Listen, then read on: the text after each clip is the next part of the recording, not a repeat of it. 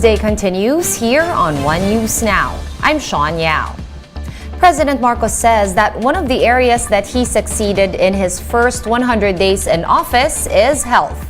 Let's discuss this assertion some more with Dr. Limpin, former president of the Philippine College of Physicians. Dr. Maricar, good afternoon. Thank you for joining us. How would you rate the president's first 100 days, at least in terms of the health sector? Well, actually, maybe as far as the control of the pandemic, there seems to be some continuity with the presence of OIC Secretary Rosette Vergere, at the helm of the Department of Health. But of course, for us in the healthcare sector, we would love it if the president has already designated a definite Secretary of Health, not just on an OIC capacity, but really, taking the leadership as far as the Department of Health is concerned. So that, the problems such as COVID-19 and the other many problems concerning health will already be taken care of.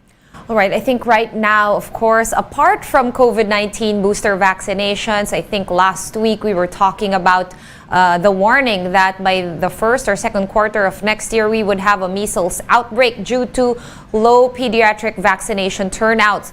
How do you recommend we handle this without, like you said, a fixed Secretary of Health? Yes, I think OIC Secretary Vergere will probably be able to come up with certain programs to improve the vaccination, the immunization of the children against many infectious diseases.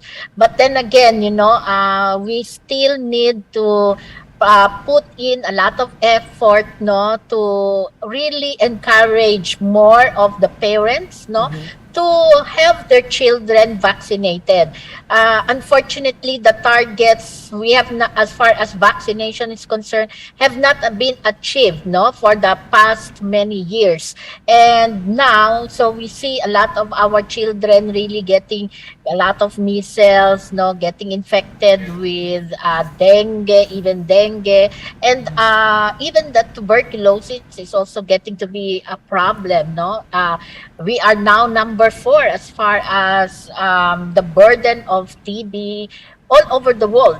So these are big problems, and I believe that having a fixed secretary will really be able to help combat or fight these health problems.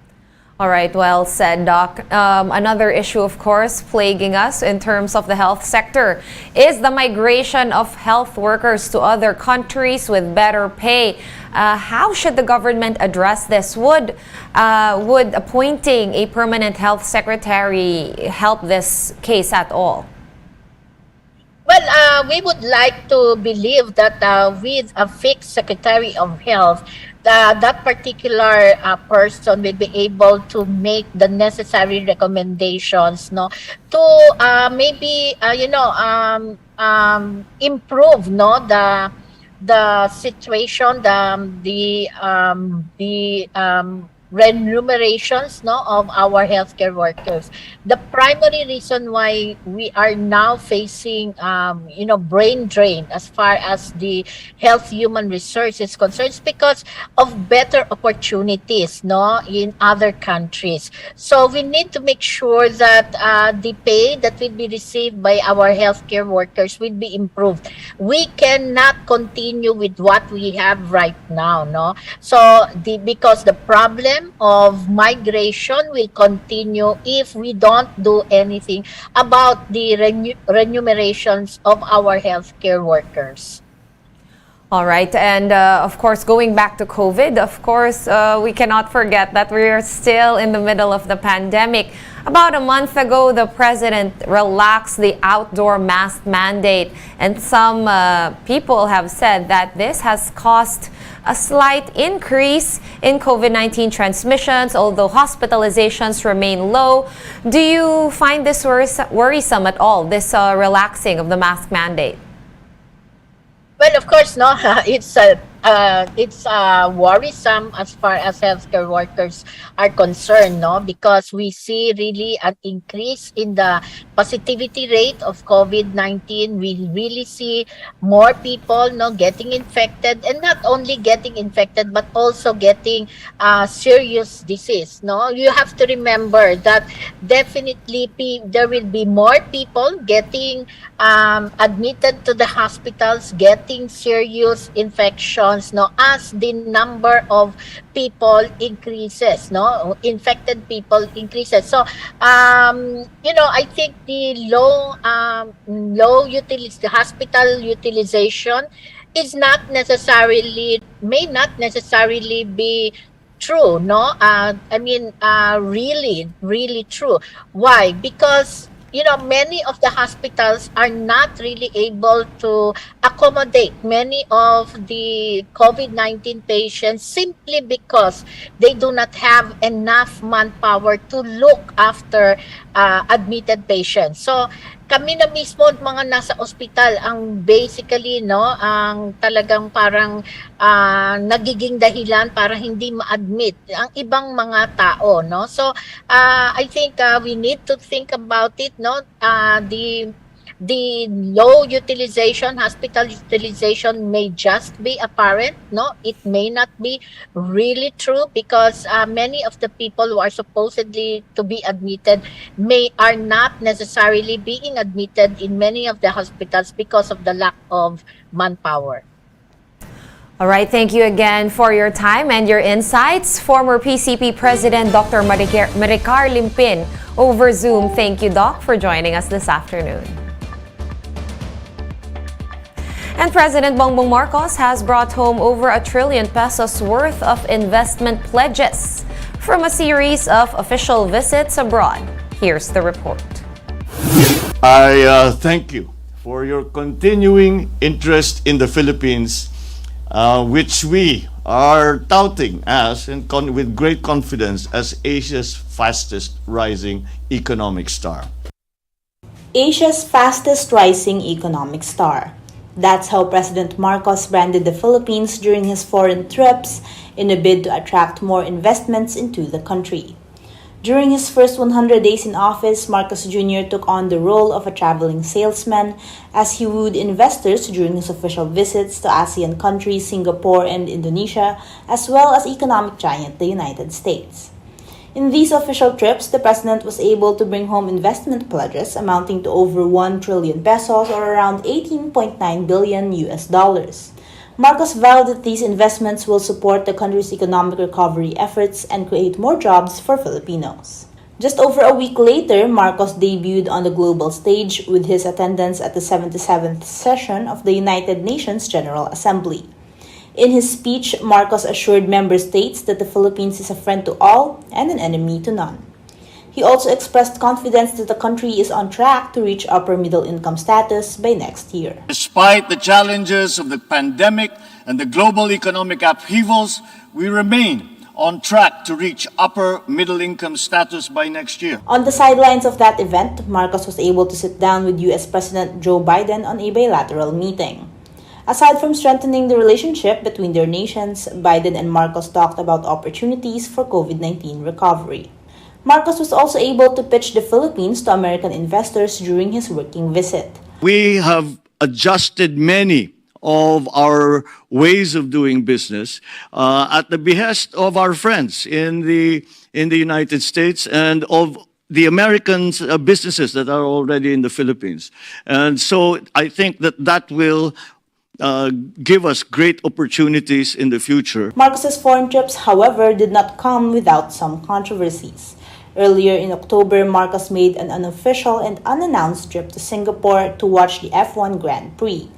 The palace was initially mum on the matter, but it soon confirmed the trip and even described it as productive, saying the president was able to meet business friends who are willing to invest in the Philippines.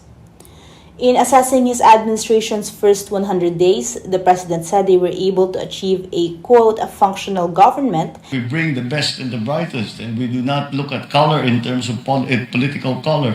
I think we have done that. Arian Kalumbiran, we are One News. One News Now will be back with more stories after this quick break. Keep it here.